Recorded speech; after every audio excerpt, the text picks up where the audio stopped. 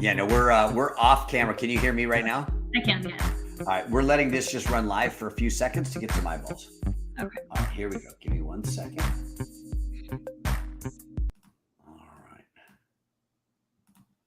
All right, we are live. Welcome to Game Changers. This is the podcast that brings you insightful conversations with industry experts who are disrupting the status quo. I'm your host, Scott Empringham, and we're sponsored by the AI Training Academy.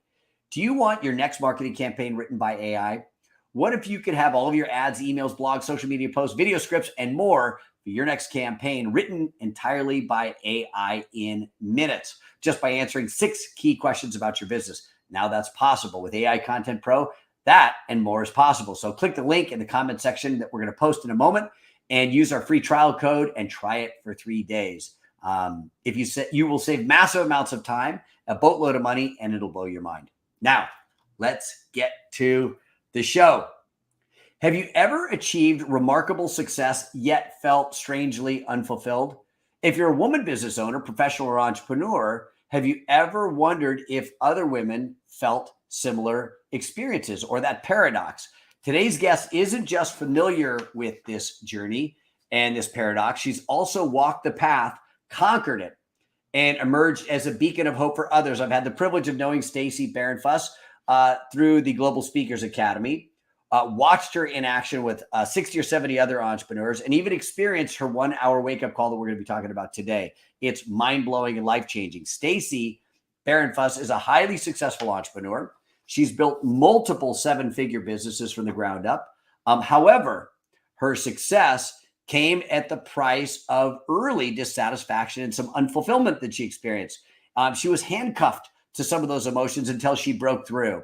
But instead of surrendering to those limiting feelings, beliefs, and patterns, she embarked on a transformational journey, spending nearly $1 million with some of the best trainers in the world. And here's just a few of them: Tony Robbins, Robin Sharma, Joe Dispenza, Cindy Eckhart, trips to India that we're going to get into, and working directly with some world-renowned gurus in India and more. Today, Stacy stands as the founder of True Teachers, a platform that's revolutionizing the lives of women entrepreneurs globally. And she's a sought-after speaker and coach who's influenced hundreds of successful women entrepreneurs worldwide. Stacy isn't just teaching lessons, she's lived them, and she's here to share her blueprint to help you navigate your entrepreneurial journey successfully. Welcome, Stacy. Hi, Scott. Glad to be here today. Excellent. Now, tell me, where did it all start for you?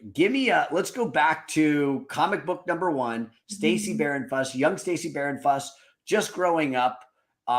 Where did it all start for you? Where did you first start to become enamored with leadership, entrepreneurship, and what early experiences shaped you? Yeah, so it started very early where, I was living in this chaotic sort of upbringing, and I was always trying to turn chaos to order, and always had this interesting draw to meditation. And my family would also always kind of joke with me, you're voodoo, whatever you do, there's something like weird about you.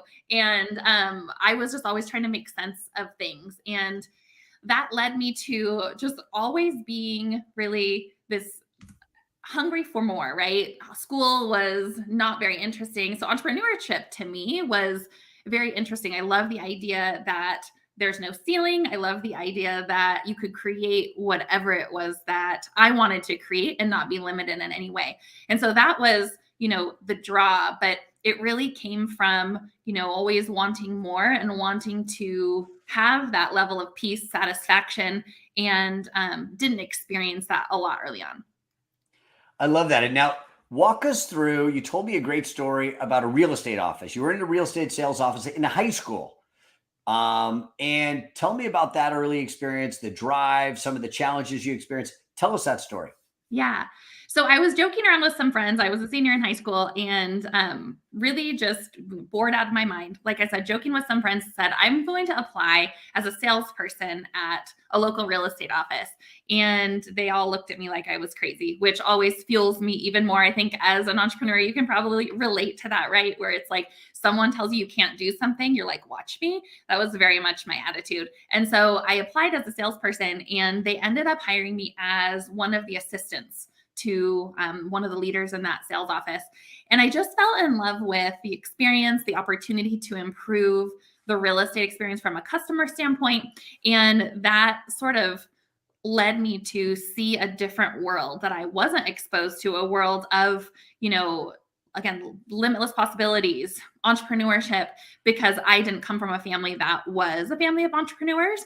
And so that experience in the office allowed me to, play full out, perform at my best, and see that you were rewarded if you did that, which is the lifeblood of being an entrepreneur. Now, I love that story for a couple of reasons. One, it sort of sets up the next question. Is it looked like it was just a straight shot, and yet, as I started to learn more about your story, during periods of your life when you were younger, like many entrepreneurs and like other many women entrepreneurs or professionals, tell me about the experience of sort of cutting off emotion and then early sort of beginnings of maybe some self-sabotage, and how did that manifest? Yeah.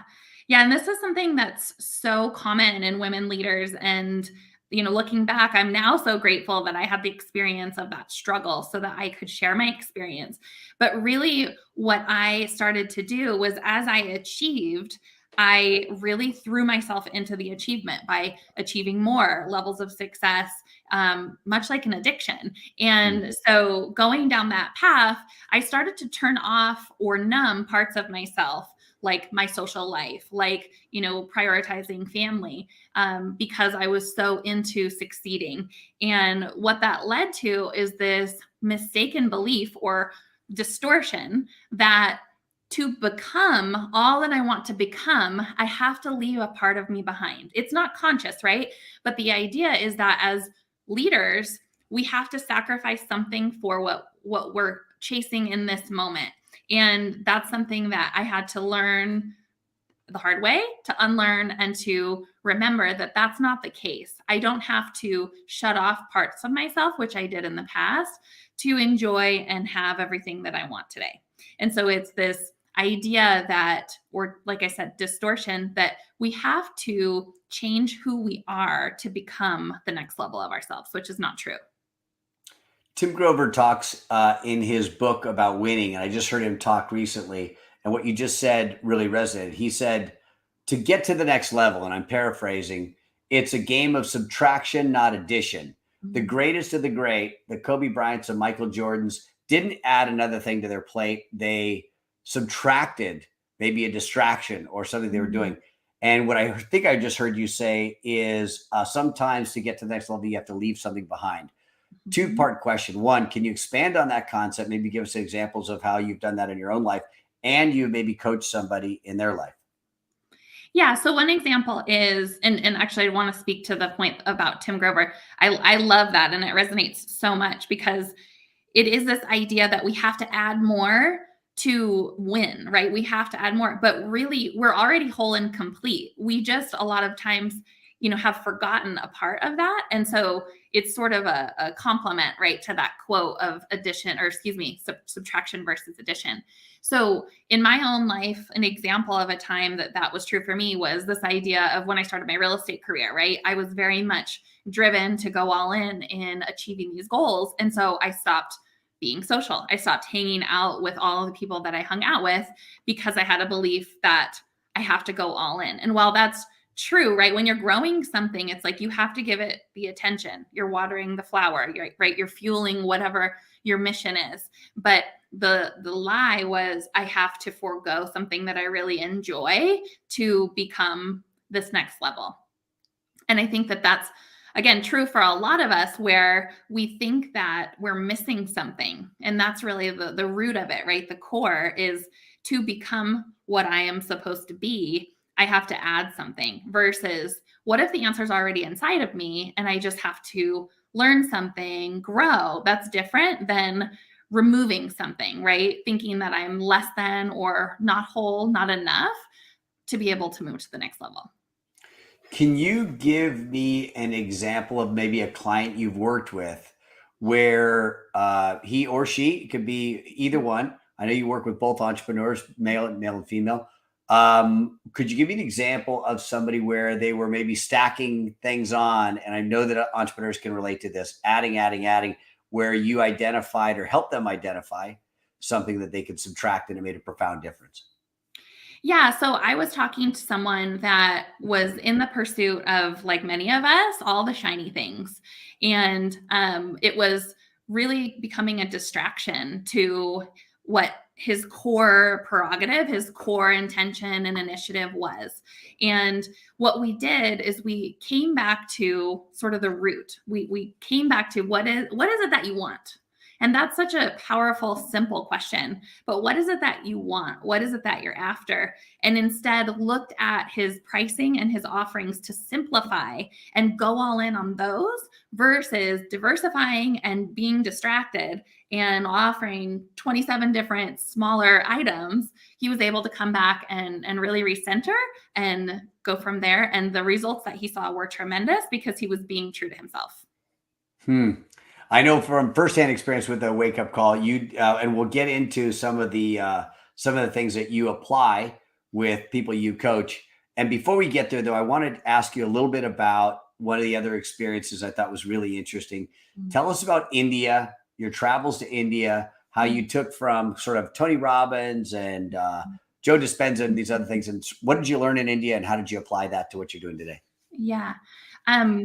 So as far as India was a decision to go there after spending a lot of time really in this pursuit of thinking my achievements would make me feel enough, that my achievements would sort of fill this void that I felt inside. No matter how much I achieved, I still felt empty. And so going to India, really what that helped me learn about and realize was really understanding consciousness. And this idea that if we attend to our own inner state, if we attend to our own consciousness, that is the space that really is, it's the beginning and the end of our life experience. And if we can bring ourselves back to that, I mean, that was the biggest takeaway from India was the importance of, if I spend the time to foster my inner state, and I'll just give you a quick example. If I take the time to be clear about what I am trying to do, but more importantly, who I'm trying to be on this podcast with you, and I'm conscious that my inner state is one of power, beauty, and intentionality, that is going to be work that goes far beyond this doing of this podcast with you. And so really what I took away from India was this idea of looking at the inner state and looking at consciousness and learning about how all of our traumas and troubles really can affect that place and be a magnet to attract dysfunction, challenges, and everything into our lives. And so the idea really of how I've kind of concocted the work that I do with clients is my own journey, the lessons and the learnings that I've had myself walking through those trenches. And really what worked for me, I found that there were things that were consistently working. And really what consistently works is being aware of how we're feeling and also being aware of our becoming, right? It's being aware that on some level, we feel that we are not whole and complete beings. And if we can reconcile that and first start with the focus of our consciousness and who we're being mixed with how we're feeling, that is more powerful than any accolade or award or achievement. And instead, if you operate from that place first, all of the other things are bonuses. The achievements, it's a byproduct of who you're being. And this really starts with our view of ourselves. And that's where, for me, that's what was distorted. That was the trouble, was I didn't see myself like my peers saw me or my clients saw me. They saw me as this amazing rock star, mover, shaker, making things happen. But I always viewed myself as if something were missing. And so because I was viewing myself that way, I would experience always something missing in the outer world. And that's the most important thing. Like, if there's one thing I want everyone to take away from today, is like that one thing. What is your perception of yourself? Do you view yourself the way others view you? Because if you reconcile that, everything else will take care of itself. I know you have a really cool chart that sort of lines some of those things up. And now, how Yeah. does that tie into your true nature? Like, I've taken all the disc, and for those of you who don't know about disc, from what I understand, it's sort of getting an understanding of your true nature, or Mhm. things that come naturally versus your adapted responses, natural responses versus adaptive response. You talk a lot about true nature, I think, Mhm. or coming home to your true nature. Yeah. So how does one actually figure out what their true nature is versus get it skewed or exaggerated or muted based upon self-perception, how I really feel about myself? Yeah, yeah. So the first and most important question that you can ask yourself is, what is it that you want? Because Hmm. we base our desires off of, most of the time, what we think we should be, what we think our families need, what we think the world wants of us. And a lot of times there's a gap between what we really want and really what we're being in the world. And so I think Hmm. that that can be just a simple question, is what is it that you want? But more importantly, just coming back to the chart that I had used with you, Scott, is making sure that your intentions, your thoughts, your emotions, and your actions all line up, because most of the time they're out of alignment. And when you can really ask yourself and check yourself, are those things in alignment? That's when you can start to discover, oh no, my actions aren't in alignment with what I say that I want. And so that can say, okay, that means that I might be kidding myself that I really want this thing. I just think that that's what I need to do to be successful. So it's a great way to check yourself that way. And I think that's sort of along the next question is, I know that there's a lot of folks that they're high achievers, and so they've Mhm. read a bunch of the books and they've gone to a bunch of the programs, and they're still not getting the results that they want. And I remember you're talking a little bit about helping clients strike at the root of the Mhm. real core issues. Could you talk to us a little bit more about that and give some specific examples of what that looks like? Yes. Yeah. So a lot of times, especially with clients that I work with, they're achieving amazing things. Like, achieving is not the issue. They are amazing doers. They have trouble closing their eyes. They have trouble self reflecting because they're so busy serving everyone else. And so, a lot of times, the root can be missed because they're dealing with the symptom. And the roots can show up as beliefs, stories, addictions to different modes of suffering. It doesn't really matter like what your choice is. It's really about seeing that if there are patterns or things that are happening repeatedly in your life in one or more areas, and you're the common denominator, you are the problem and you're also the solution, right? And so the idea is to, in anything, and let's just take an example. So I have a client that will often, I'm going to say this for this perfect example. So I have a client who has in the past had challenges where people have been inconsiderate. And she's found this in her work. She almost feels like dismissed or just a victim of some kind. And she's experienced that in her work, in her home life with her kids. And it's very easy, especially at home, to point the finger that her kids Hmm. are misbehaving. But I was able to take her back to the fact that these things are happening in more than one area. And when they're happening in one or more area, you're the common denominator, right? Hmm. Is to start to look at, where are you playing victim?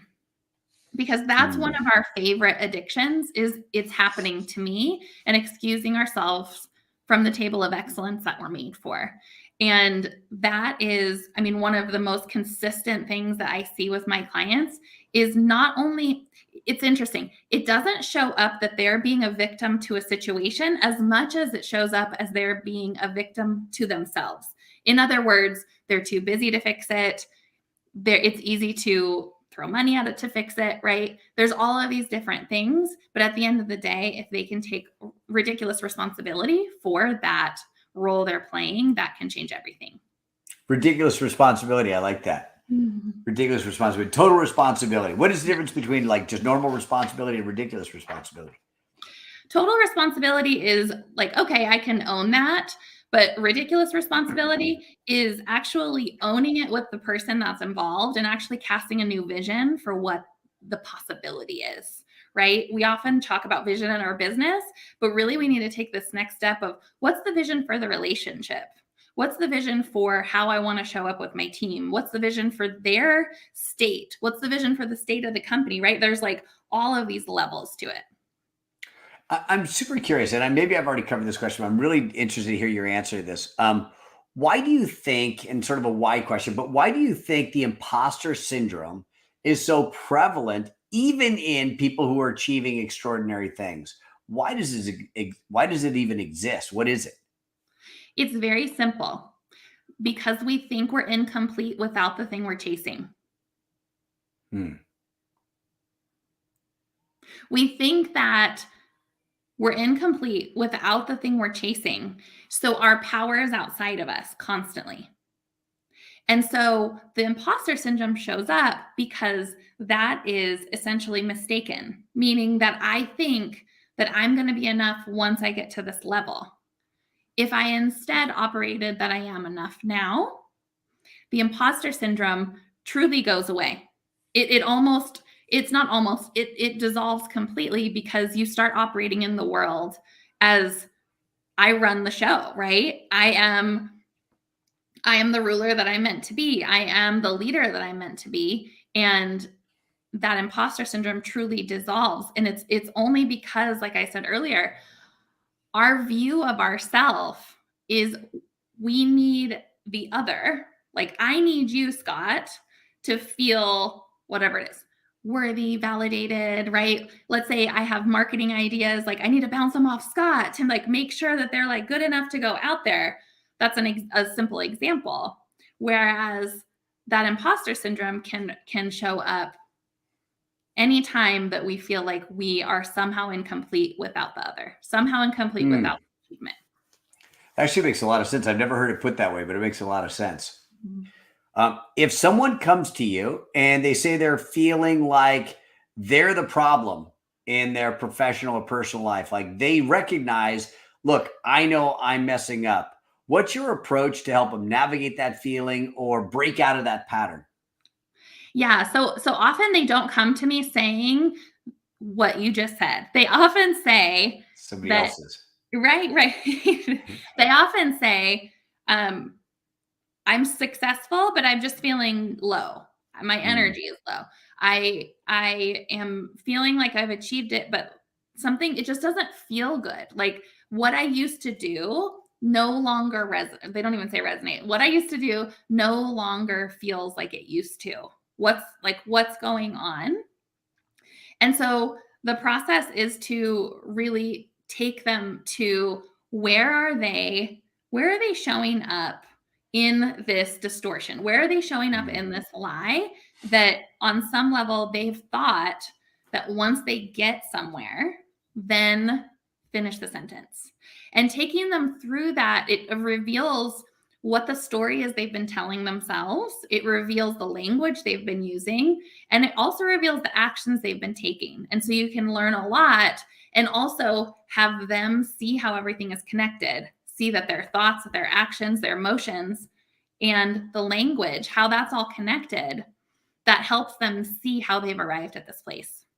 And I think that's an interesting diagnostic you have. If I got it right, you're making sure that thoughts, beliefs, actions, and emotions, and maybe something else are all lined up. Because if they're out of whack and you've got a belief that's holding you back or language that's holding you back, it's very difficult to break through. Right. Yeah. And you have an exercise we did on a wake-up call. And I wasn't really planning on going to the wake-up call just yet. But can you walk us through? So somebody comes to you and they say, I get intellectually what you're talking about. I have limiting language patterns. I'm always talking down to myself. And I do believe that I can't believe I've made it this far and I probably won't go to the next level. but intellectually I'm trying to grow. What's an experience? Tell me about the wake up call. What's so different about the wake up call than maybe the books I've read or the seminars I've gone to?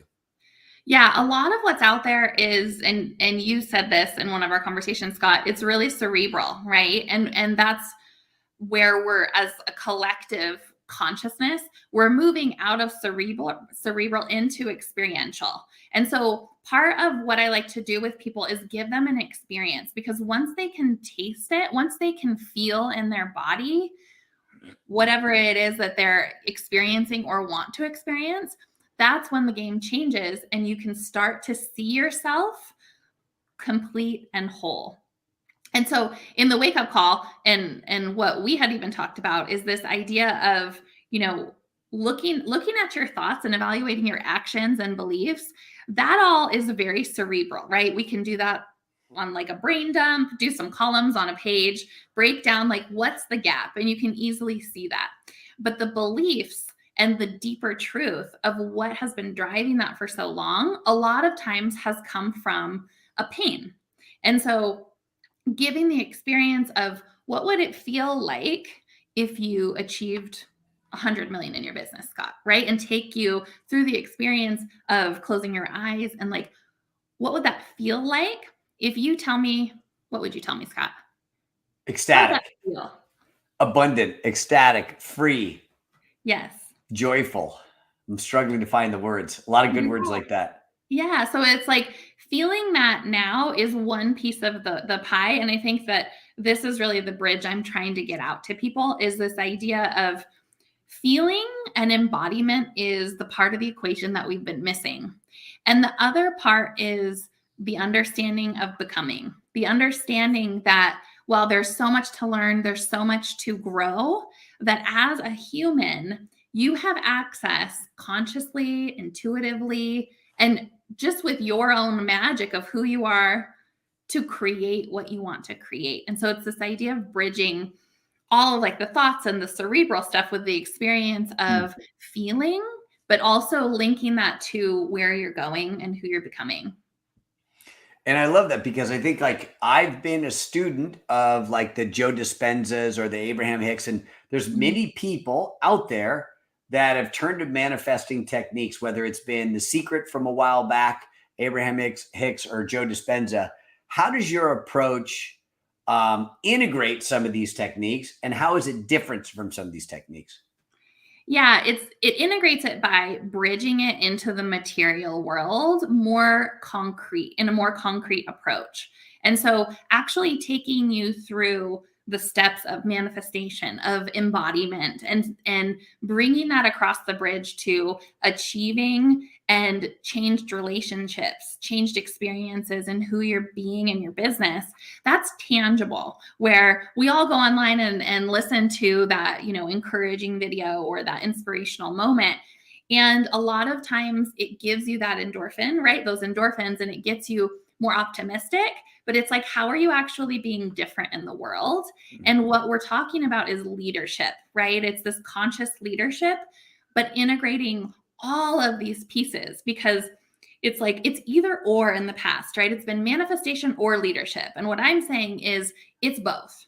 If you Mm. can connect them together, you become more conscious. Your change in your message not only is this ripple effect with your internal team, it changes everything. And your inner state and how you're showing up is really the name of the game. And so it's connecting those, integrating those. And I know I answered both questions kind of there, Scott, of integrating and how it's different. Yeah, yeah. I appreciate it. What's maybe one of the most challenging things of those 4 or 5 things? Beliefs, language. Gosh. Oh, Actions. Yeah. Yeah. No, I actions. think, yeah. What are some of the easiest to change that somebody could do right away?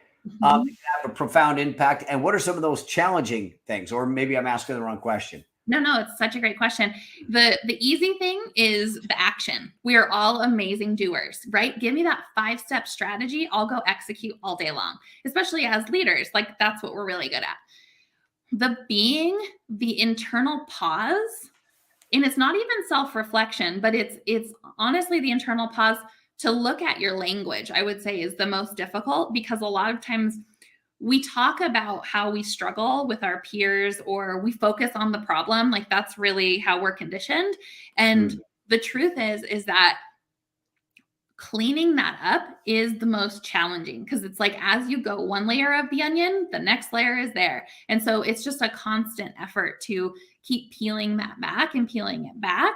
But I would say that those two are the polar opposites. The action is easy, and then really looking at language and taking responsibility. This is outside of the framework, but it's like being willing to own everything. Every little detail, that is how you manifest to be able then to create everything that you want, right? So it's this level of leading yourself and owning yourself and your everything that's been created so far, so that you can make change. Yeah, that reminds me of I remember reading a book, and there was a line in there that jumped out at me that said, "We are nothing but the sum total of all the decisions we've made up until this point." And I remember thinking that, and they said, your body, your relationships, your health, your spiritual life, your emotional life, everything, we are the sum total of all the decisions. And would you agree with that statement? Is there exceptions to the rule? I mean, bad things happen to good people, but are we not subject to the decisions that we made perhaps leading up to that? What do you think about that quote? Yeah. And do you agree with it? Yes, I totally agree with it. Because if you agree with it, which I do, what you're saying is you're taking responsibility for, even if at some point something was unconscious, what you're saying is, I'm willing to be more conscious in this moment. I messed up yesterday, but I'm willing to be more intentional today. There's a quote from the 15 principles of conscious leadership. I just butchered the title. But the quote is basically, when you drift, simply shift. And I love that, because if we look at our lives, like, we're all like boats, right, in the sea moving forward. If we have where we're headed, right, that beacon of light where we're going, that's critical to get there. But just know that there are waves that are going to come, and you'll drift. And all you have to remember is to shift. All you have to remember is to constantly take responsibility and actually do something about it, right? Instead of being willing to just settle. Now, so let's shift gears into one other thing I really, really want to get to. After Global Speakers Academy, you were in the room with, call it, 50 other entrepreneurs. And I've never seen somebody elegantly take control of a situation and lead everyone onto the WhatsApp group, and then lead everybody on the weekly calls. And you did it effortlessly, and you did it elegantly. It wasn't a command and control type of thing. And then in that experience, I got to know you better in some of the coaching that you've done. And you coach these amazing entrepreneurs. Tell me a little bit about the coaching programs that you offer, and specifically go into Magnetize You and how you can really get people to start magnetizing things to bring more things into their life. And then I'm going to share a personal experience that you gave me. But tell me about that process of developing Magnetize You. What is it, and how did it come about? Yeah. So going back to Global Speakers Academy, what has always been my truth, and who I want to be in the world, and it is so far from perfect, but it's my anchor, is my role in this world is to bring out the best in others. That's what I'm here to do. And it was such an amazing experience, Global Speakers Academy with Entrepreneurs Organization, EO, to have this group together, to transform together by sharing our personal stories. And it was too much gold that would just stop. And so it was actually, we were at a table. I don't know if you remember, Scott, we were having lunch, and I mentioned to you, how can we keep this going? And honestly, I joke, but it was part selfish, because I loved everyone so much. I was like, I'm not letting any of you guys go.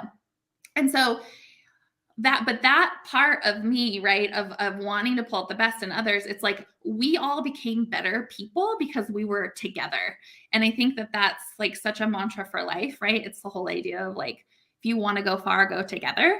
And that was just really true. So that was the inspiration behind like Global Speakers Academy and all of that. And now I've just gone on a tangent. Can you please remind me? That's okay. So through that experience, you're gathering everybody together, and everybody is drawn to you with this sort of, you've got this magnetic energy. And then you come up with this idea that even though there's all these different amazing speakers at Global Speakers Academy, you noticed a problem, a catch where they would say, I'm ready to share my message with the world, but they had this stop, this block, and then you help break it with Magnetize You. Tell us what that block is that's so common with entrepreneurs and how you break that once and for all with Magnetize You. Yeah. Thank you so much for reminding me. Okay. So one of the things that was my own experience, and this is really true of everything I create in the world, everything I create in the world is because I've experienced something and I want to share.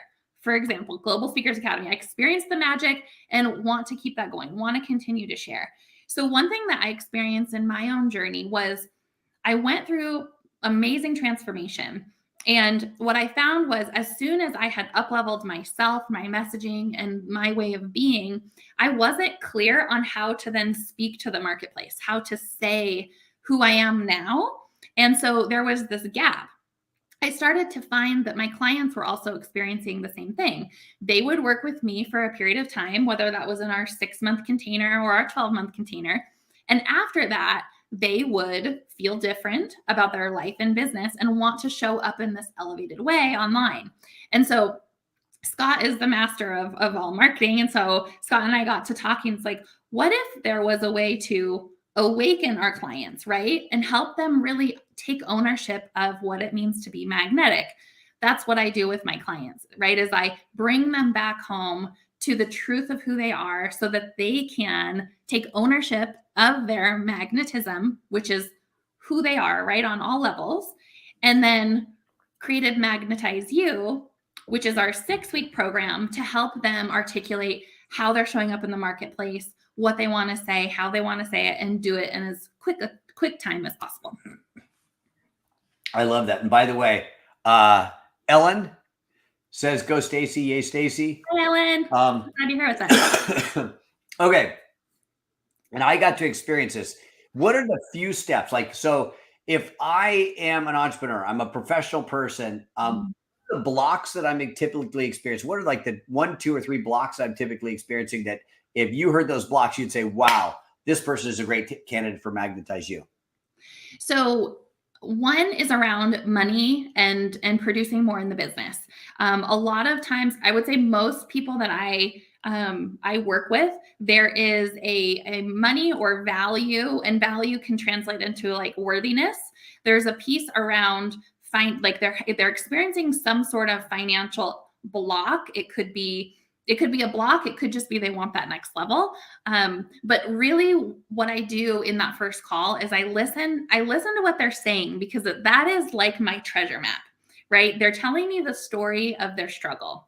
And that helps me understand like really what the roots are in these different experiences. So a great fit for Magnetize You is someone that knows that you want to say something and you almost feel frustrated because you can't get it out. That was my experience. It was like, I have all this to say, but I like don't know how to get it out in a constructive way. If someone could just give me that methodology, then I could really speak my mind, speak my truth.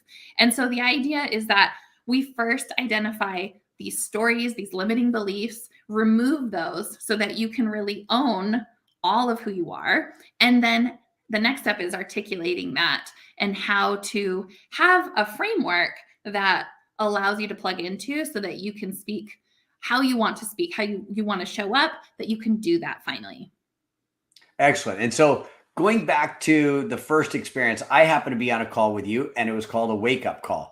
And I love what you said about there's a gap. For me, part of my story and part of my journey was having a really successful company, losing everything, and then having to rebuild. So I constantly felt like I was in this position of lack and feeling like there was lack and feeling like there wasn't enough. And I really fell into that. And I remember on our Magnetize You call or a wake-up call, you got me to close my eyes and start to imagine some of those things. And I thought, okay, I do cerebrally, I get it.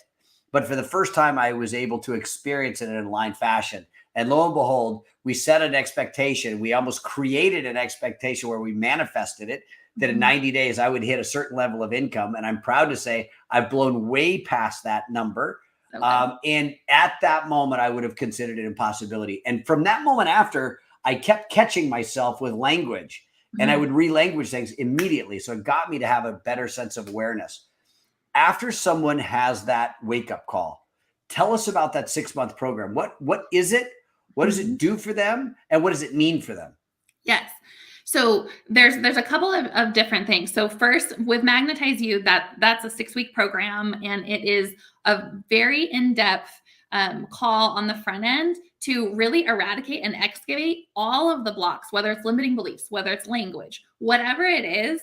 I like to move fast. We don't have time for any of you to be in suffering. We have to address what's going on so that you can start to plant in your newly nutritious garden, right, that you're created. And so in the 6-month program, I have different options, right? So a lot of it is custom, but really what I'm doing is working with you one-on-one to do that excavation and really rebuild in all areas of your life. So with Scott, his story of the wake-up call, we did that in a really accelerated fashion, right? We had more conversations after the wake-up call, but it was more about waking you up to the truth that you can change it and realize it now. I think that's my other specialty, is the speed of which you realize things, because we all believe that things take time, right? We have to get to this level. We have to do this thing. But no, you can experience this now, and it's all about flipping that switch.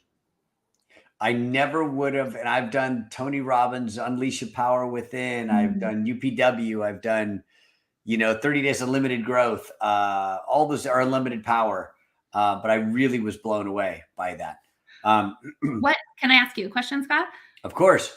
What do you think was the difference was in that wake-up call?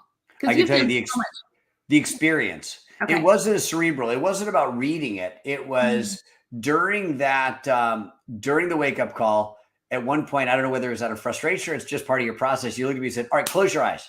Because I was cerebrally getting it. Okay, I got to align my vision, and okay, I get it.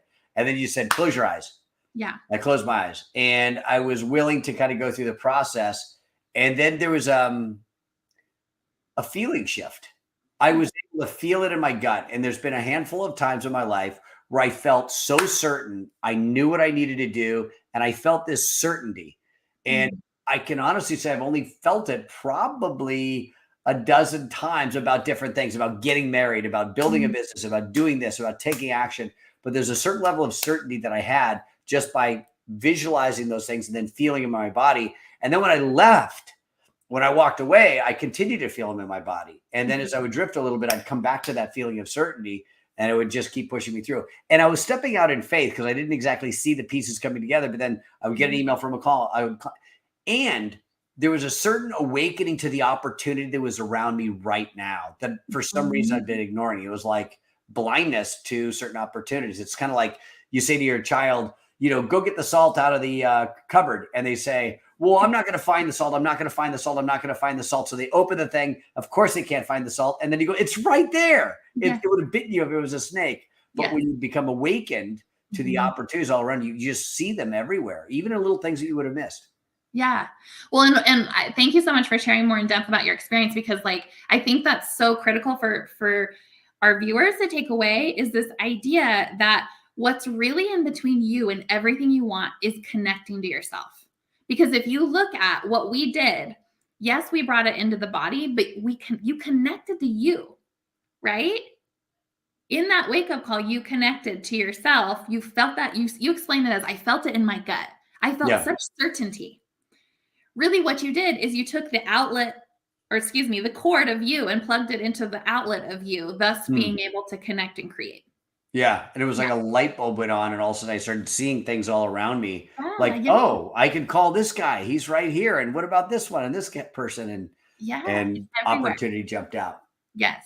Love it. What would you say to somebody who's skeptical about all this manifestation? I've tried all this. I've tried to imagine that there's no weeds in my garden, but there are weeds in my garden. What would you say to somebody who's skeptical about personal development work, who's calls this stuff woo-woo or coaching? They've tried coaching before and it's failed. I would say, do you have what you want now? Right? Do you? Because at the end of the day, if that answer is yes, see you later, right? But if that answer is no, there is a piece of the puzzle that you're missing. period, end of story. And that's part of what my journey was so much of, right? I was trying all the, courses on achievement or strategy and all of that, but it was all falling on toxic soil because I didn't see myself in a capacity that would allow those things to take root. In other words, my garden was full of toxic roots. That is what is in the way of this person saying, I'm skeptical. That skepticism is in the way of all of the abundance you are made for. So I would say, how is that serving you? And they would give me some fun story and I would go along and grab my popcorn and keep going. But the truth is that there are things we've done to protect ourselves, and that's just a protection mechanism, right? A defense mechanism.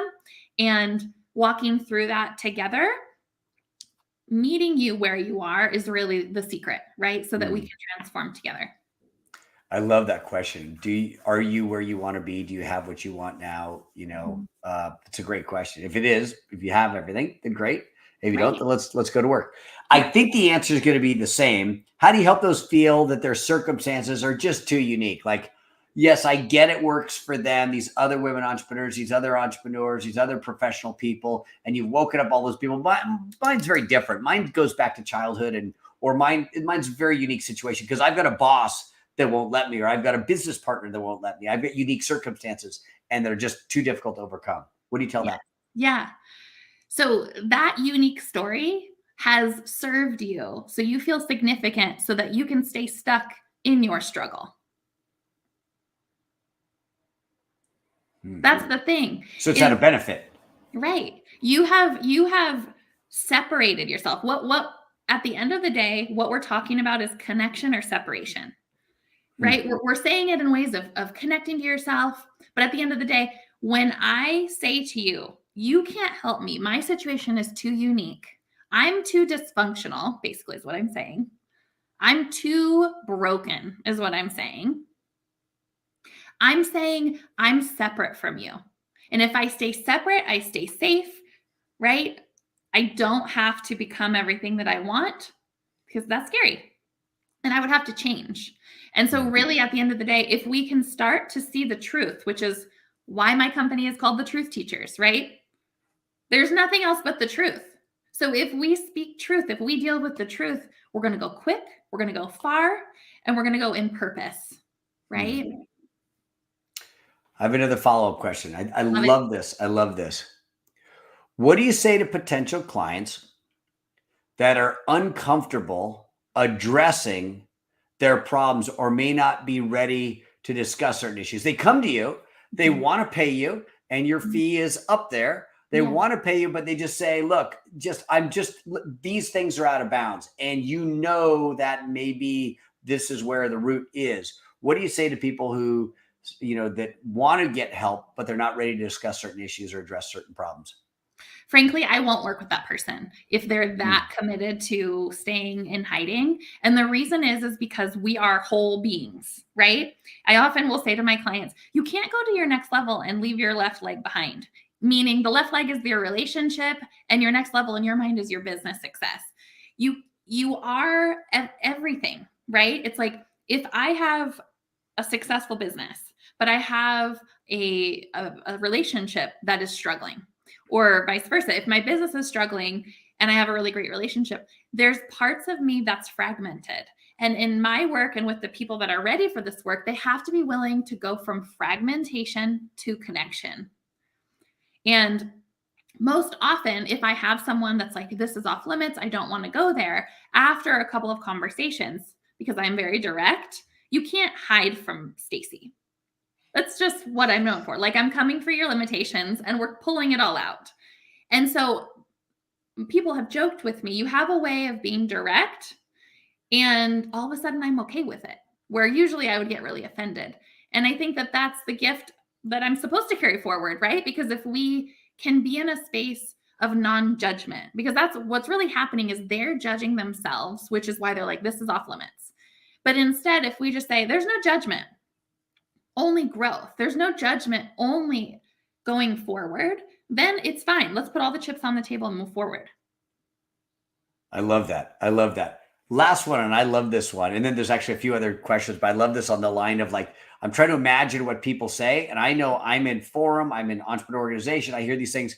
Well, I'm too busy for coaching. I know I could benefit. I know I'm interested in that wake up call. I know I'm interested in learning more about the 6-month program because I've got these blocks. I've got these sort of imposter syndromes, but I'm just so busy right now doing these other things, dealing with these other fires. What do you say to somebody like that? I ask them what they're so busy doing, right? Mm. And once they answer, I ask them who they're being in that busyness. Because a lot of times they don't have an answer to that. A lot of times they kind of look at me like, what do you mean? Who am I being in that busyness? Well, there's probably something that's driving you to be busy and driving you to have a whack-a-mole approach to life versus being intentional and fierce in the pursuit of the direction that you're supposed to be doing. And coaching helps you get that clarity. So that's the first thing. And then the second thing is, if you're so busy reacting to life, instead of spending 1 hour a week, whatever the coaching is, on yourself, that shows me that you're not clear in what you're creating. You're simply trying to respond and react, frankly, in a state of codependency on everyone approving of you versus slowing down to speed up, slowing down to make exponential moves versus linear moves versus small moves. I love stories. You love stories. We all love stories. Can you tell us a story and maybe even change the name of the client who came to you and you're now working with, and you're taking him or her to the next level? Can you share their story, some of the objections they had? I don't have enough time. Well, my situation's really unique, and what they're experiencing now, and what you and he or her are experiencing now with coaching. Yeah. So I had a client that, and I'll of course keep all of their information confidential and parts of their story confidential. But I had a client who had come to me. We had a very magical meeting, actually. The way that we met was on a hiking trail, actually. And we started talking, and she was at a place where her business had changed. The people in her business had changed and the dynamics had changed. And she was really just questioning everything. And in that questioning everything, she hadn't worked with a coach before of this caliber, of this intentionality, and with these types of outcomes, attached to it. And so we started our work together and really dove into not only what had changed, but how she felt about it. And for her, she really felt that, it was happening to her. I think for all of us, especially as leaders, when we experience, whether it's good or bad in our business, of a big change, whether that's team leaving, right? It's hard to not take that personally, right? It's hard to not look at ourselves like, how could I have done differently or better? And so she had experienced this big change in the infrastructure of her business, and it caused her to question everything. And so we started to really look at how she was feeling victim to the circumstances, right? She was feeling like it was happening to her. And so after excavating that and really starting to build her own foundation, because like many entrepreneurs, we are so good at doing, and she was the same way. She's so good at doing, she hadn't set up her foundation. Foundation, I mean, like her morning routine. What fills her cup? How does she pour into her?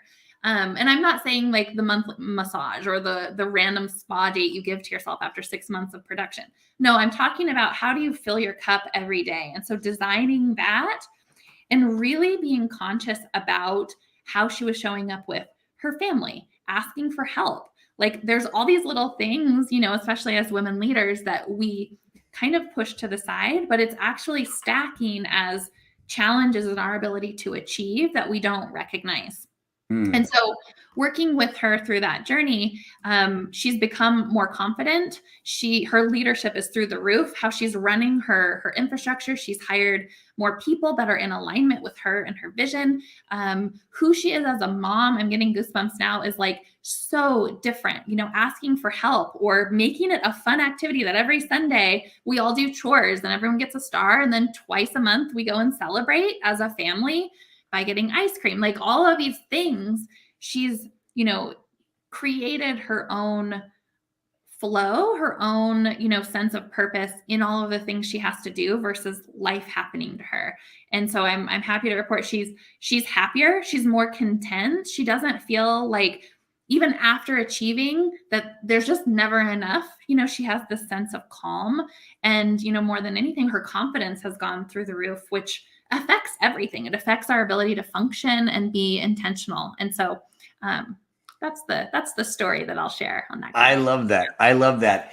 If somebody watching is feels like they recognize themselves in the description of, I've got some of these challenges. Yes, I'm looking at some of these solutions, and yes, I'm considering coaching. What's the first step they can take towards change? How could they get a hold of you and reach out? And what would be that first step? The first step is the wake-up call. And the wake-up call is literally, it's so powerful. You will leave that call changed. You will leave that call with such clarity, and you will be woken up, because we need you to wake up. We're walking around as disconnected, asleep individuals, and that call alone will be transformational. So you can sign up for that at my website, which is thetruthteachers.com/wake-up call. Abby might kill me. I may have said that wrong, but just go to thetruthteachers.com and send me a message, and we'll get you all squared away. All right. I'm dropping it in there right now. And pick up call at truthteachers.com. And I've also just got the link to Truth Teachers. So I've got both links. Thank you. Fantastic. In our final moments, I understand a little birdie told me you had a new baby recently. I did. Can you share a little bit about your baby's name, if you feel comfortable with that? Of course, yeah. And your plans to bring your baby into the business anytime soon? Yes, of course. Yes, she already launched her first program. Actually, it was 2 weeks before delivery that she launched her first program. It's called Legendary Leaders Advisory. It's our community for our 7-figure plus women. But her name is Legend Blaze. And we're so excited to have her. She's doing great. She, of course, has changed me in the best way. And it's been so fun seeing just the dynamic of my husband and I change. And it's such a testament to when you have that foundation, right? When we're dealing with the root, bringing it back to everything we've talked about today. It's like, you can withstand any storm. You can withstand any beautiful moment. It just adds to the dynamic. So yes, very happy about Legend. I love that. I love that. Our final question here, if what advice, what suggestions, any final message you would have if an entrepreneur is watching this, male or female, woman entrepreneur, male entrepreneur, and they do feel like they're struggling from that block, what final piece of advice would you offer them? I would do a quick exercise and bring it more cerebral. If you're struggling with something, write down, what is it you're struggling with and how do you feel about it? Because a lot of times we know we're struggling, but we haven't paused to go, I actually feel anger, or I feel, dissatisfied, or just tap into that feeling. So write down what you're struggling with and how you feel. And then on the next column, best if you have 2 columns, write, what would you want to be different and how would that feel?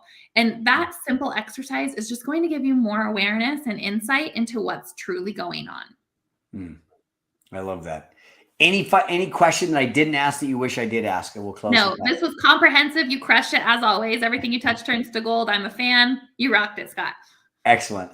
Well, Stacy, thank you so much. You've not only had an impact on obviously hundreds of entrepreneurs around the world, but also on me personally. So I am super thankful of you and super appreciative of you. And thank you for being on Game Changers and making it an awesome episode. Thanks so much. And I look forward to seeing you Thanks for having me soon.